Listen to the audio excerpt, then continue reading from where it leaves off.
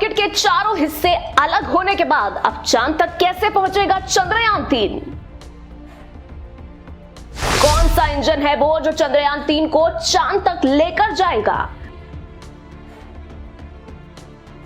अब कैसे चांद तक जाएगा चंद्रयान-3?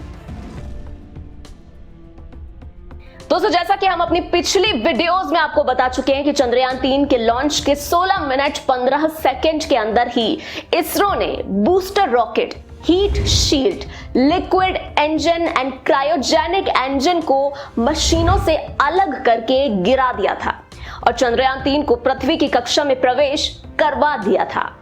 अब हमारी वीडियोस में सबसे ज्यादा ये सवाल पूछा जा रहा है कि जब रॉकेट के ये चारों पार्ट यानी कि booster rocket, heat shield, liquid engine और क्रायोजेनिक इंजन यानी कि पूरा रॉकेट चंद्रयान-3 से अलग हो चुका है, तो अब आगे चंद्रयान कैसे उड़ेगा? उसको उड़ाने में अब किस विधि का उपयोग किया जाएगा और कौन सी वो मशीनें होंगी जिससे अब आगे चंद्रयान-3 अपना सफर पूरा करेगा?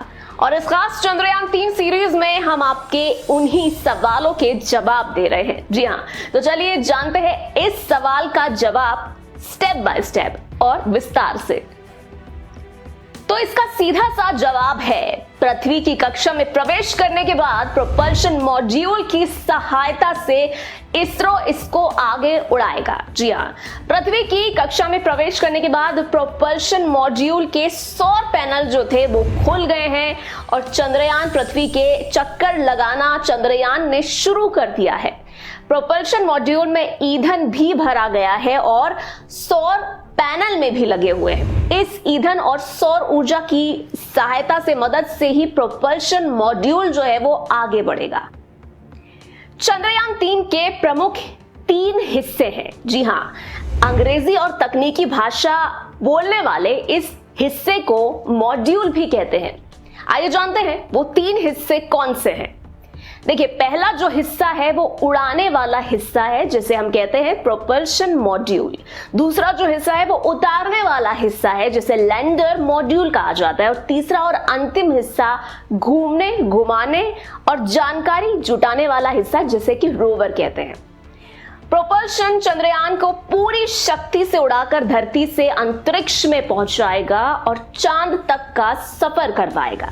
चांद पर पहुंचने पर इस वाली यूनिट यानी कि प्रोपल्शन मॉड्यूल का काम बंद हो जाएगा और फिर काम करेगा लैंडर।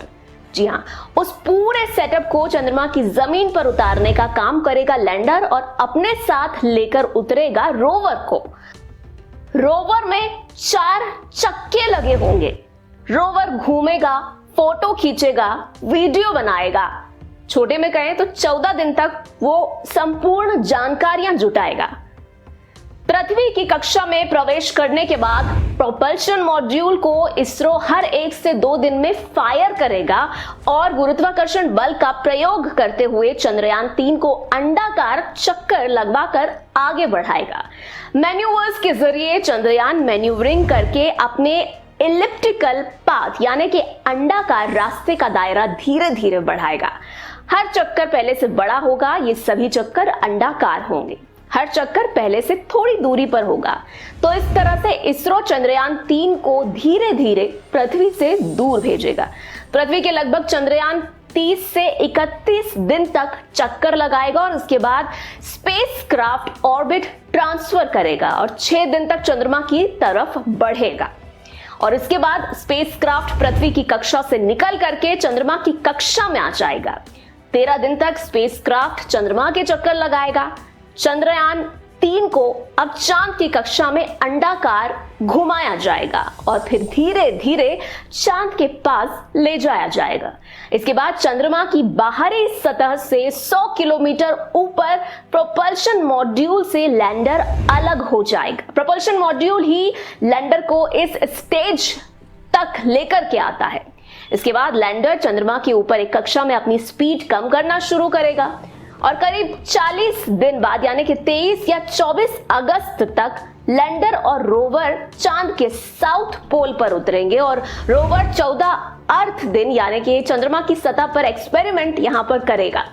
चंद्रयान-3 की चंद्रमा पर लैंडिंग 23 अगस्त की शाम 5:47 पर रखी गई है। तो साथियों, हम उम्मीद करते हैं कि आपको ये जानकारी जरूर अच्छी लगी होगी, और अगर आपका भी कोई सवाल है तो हमें कमेंट बॉक्स में कमेंट करके जरूर बताइएगा। हम अपनी वीडियो के माध्यम से आपके सवाल का जवाब देने का प्रयास करेंगे। चंद्रयान 3 पर आगे और भी अपडेट्स आती रहेंगी, इसलिए अपडेटेड रहने के लिए हमारे चैनल को सब्सक्राइब करके बेल नोटिफिकेशन जरूर ऑन कर लें। वीडियो को लाइक और शेयर करना ना भूलें। जल्द मिलेंगे ऐसी और भी इंफॉर्मेटिव वीडियोस के साथ। तब तक के लिए बी हैप्पी, बाय बाय।